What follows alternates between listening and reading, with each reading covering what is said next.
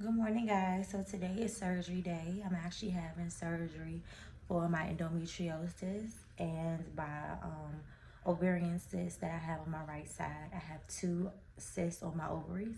One is approximately 5 centimeters, and I think the other was like three.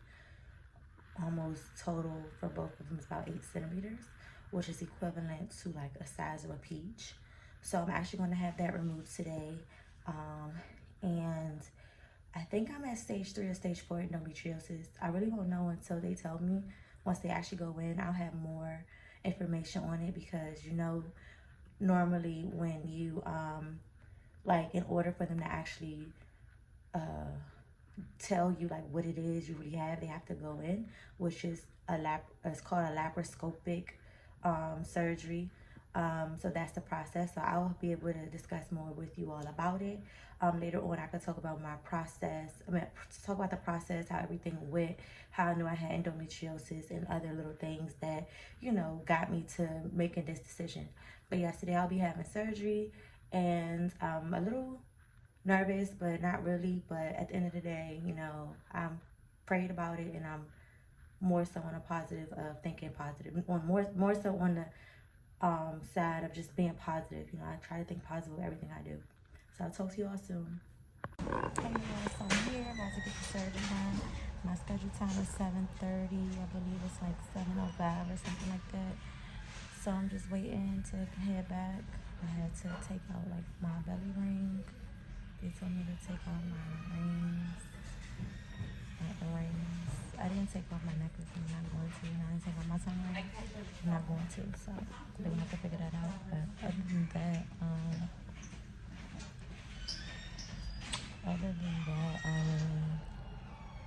probably should because they gotta put the tube in my mouth. So I'm actually gonna take that out. But other than that, that's pretty much it. So can't wait to head back and get this over with. Hey y'all, so we are on day 5 of um, my laparoscopic surgery for removal of my endometriosis and my ovarian cyst. So one was like below each, one another on my right side of my ovary. I had some scar tissue as well as endometriosis. If you're not familiar with endometriosis is, it's pretty much extra scar tissue that grows outside of your uterus. Nobody really knows why or how it comes about. It just happens. It's kind of crazy because it's not really genetic in my family. Like, it's not something that it was passed on to me. Like, I asked my grandmother, did she ever had it? She told me no. I asked my mom. My mom said she had like ovarian cyst before, but she was never diagnosed with endometriosis, let alone she had fibroids. So, I mean, I could have got it from her, but like she said, like she was like, it was never that deep for her. I think she did say she had surgery. Sorry, I'm out of breath. I just took a shower, but I think she did say she had surgery on her cyst. But I think she said she had it because I think she wanted a. I don't think she got no hysterectomy. I don't know. I don't want to lie to my mother, but it was a reason why she got it. But I don't think it was because it was painful. Maybe it was. I think she said she had it the size of a grapefruit. I know this sounds crazy. I don't want to contradict myself, but regardless of the situation, there's not a lot of people in my family who has came across the I don't want to say the word disease, but the experience or journey I've had to come and endure. But we are on day 5. So I'm about to show y'all my scars. Hold on. Day 5 of my scars. As you can see, I have 3 cuts, 3 incisions. So they had to make 3 incisions right here and then 1 by my belly button. What you see is, one second. What you see is like glued stitches. So my stitches are glued, like meaning they had to like glue the wound up to to prevent infections, and make sure nothing affected the whole process, or I'm trying to heal.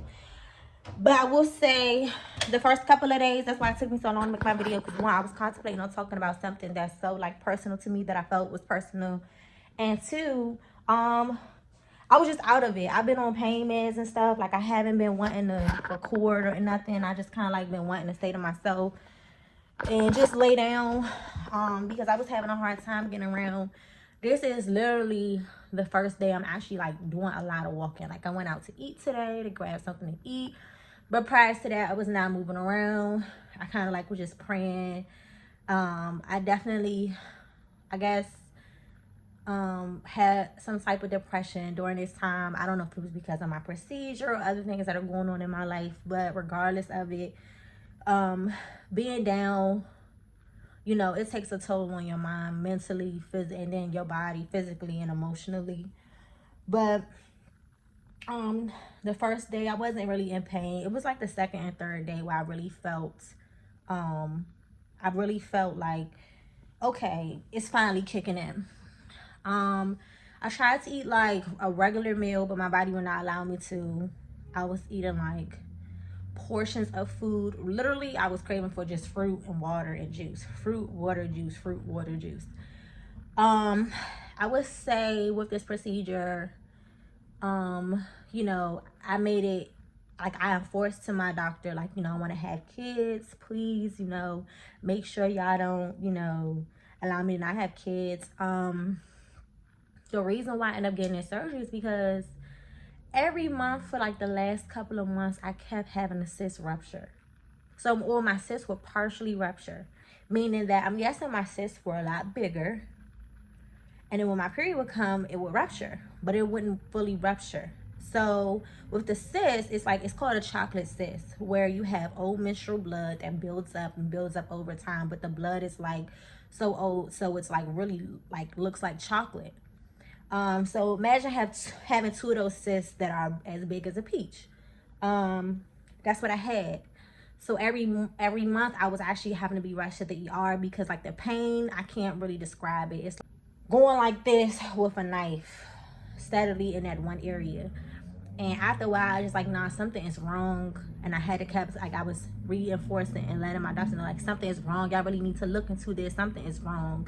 They kept trying to monitor my cysts, which they had been doing prior. Like, every time I went to my doctors for my physical exam, it was like, oh, you have a cyst. They just kept saying that every time. I'm like, every time I come here, y'all say I have a cyst. But it was just so ironic that every time I went to the doctors, it was like I would be either coming off my cycle or coming on. So they were just saying, like, that's what normally happens. Like, when you're on your cycle, you know, the cyst is either forming and it's going to go, okay, we'll monitor it. As long as it's not getting any bigger, we'll.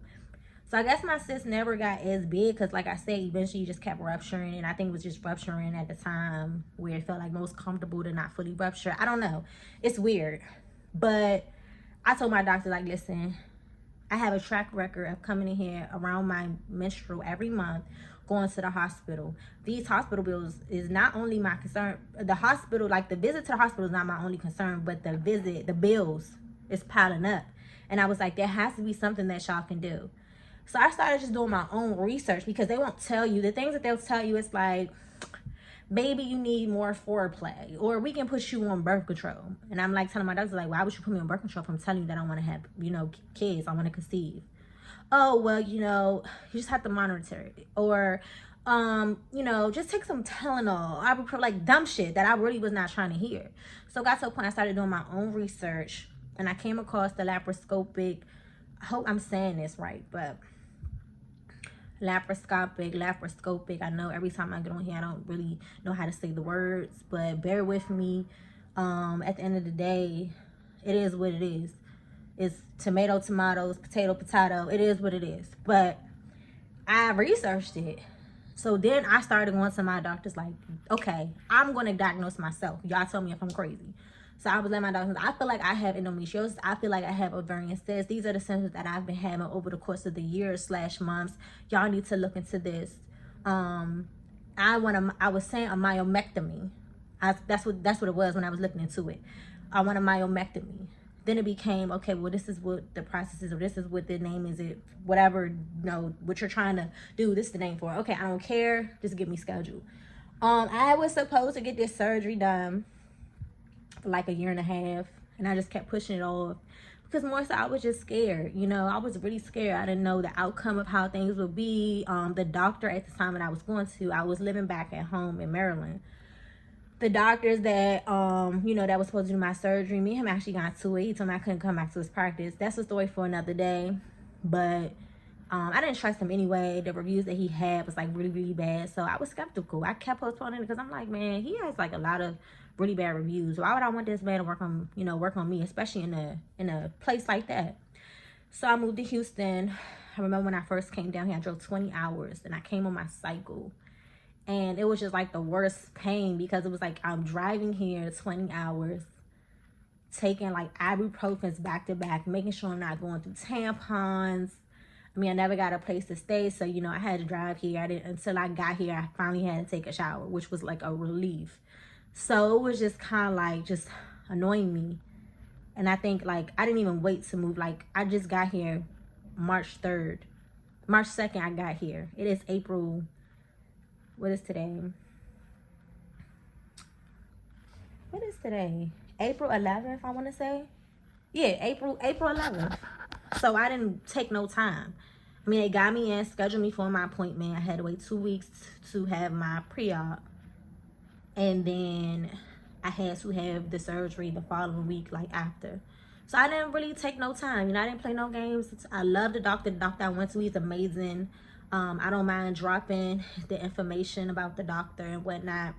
But he was really, really nice. His staff is very, very sweet. And he made me most comfortable because everything that I had researched, he just fully gave to me.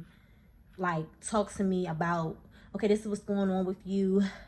Here's your ultrasound. Oh, if I push on this, this hurts. If this hurts, then that means that this is this. Like, he was just narrowing all his T's, you know, crossing all his T's, down on his I's. So I felt like, okay, he knows what he's talking about. He made me feel comfortable, so I ended up going with him.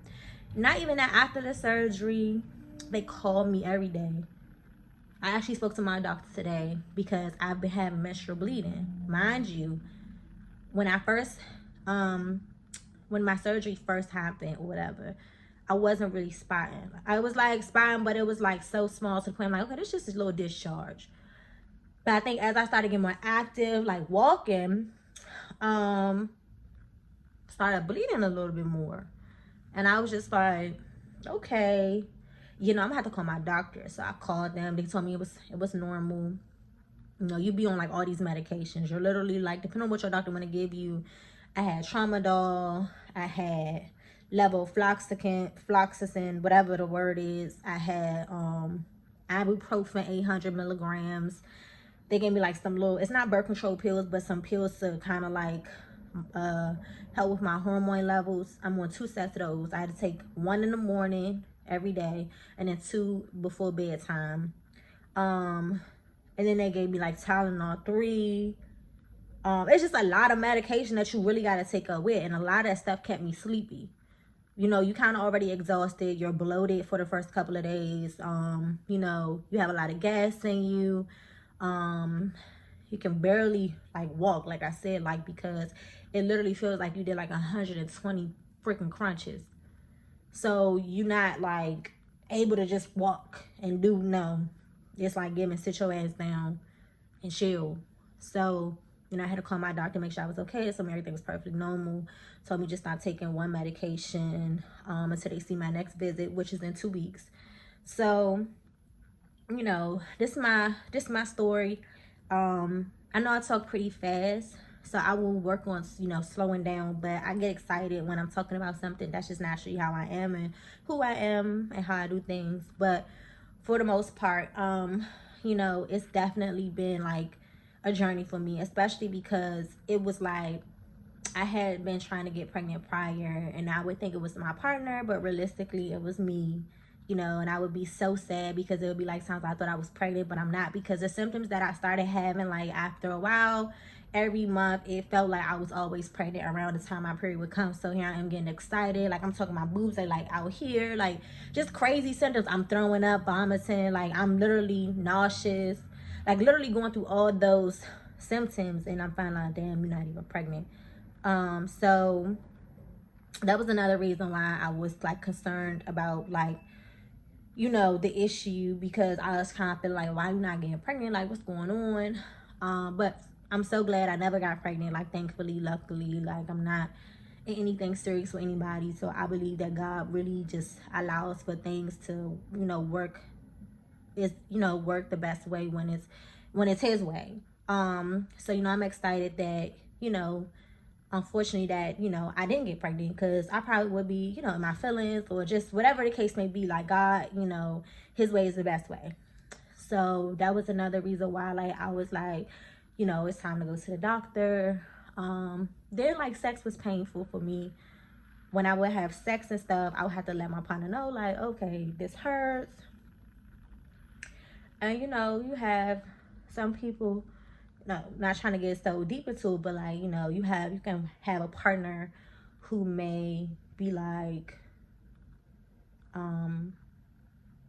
girl, you know, take this or something like that. Like, you know, just not really caring how you feel about it. Because at one point I was just like I didn't want to have sex. I was not like, I didn't want to be touched, because I'm like, I'm not enjoying this. No matter what position I would try, it didn't matter. But then you have people who's like, yeah, you need to go get that checked out. You know, that's, you know, not people, but, you know, my partner, my last partner was like, you know, you need to go get that checked out. Like, this is, you know, this is like really something serious. So, you know, I ended up just, you know, doing just that. But I mean, yeah, like, sex was painful for me. My periods were very, very heavy. I would be on my periods for like 2 weeks. Like, my periods started off, I want to say, like 4 days. When it went to 5, 6, 7, 8, I think my longest period would be like 8.5 days. So that's when I knew something was wrong too. So, like, all those are all the symptoms that, like, kind of like came about that allowed me to kind of like know that something like was not wrong. Like, there was a condition that I had that needed to be diagnosed like immediately. But that's like really all my story right now. If y'all have questions and want to like know more or learn more about it, you know, definitely ask. I feel like a lot of women, they ignore it. Like, they feel like, oh, it just hurt. Like, sex is really not supposed to hurt. From what I'm told, it can hurt depending on how big your partner is, but it's not always supposed to hurt. Let alone, especially if you're fully aroused. And that's what my doctor used to like try to bypass, like, oh, maybe you're not fully aroused. And I'm like, no. Which is true, because as sometimes if I'm like really aroused, it would not hurt as much, but it would hurt.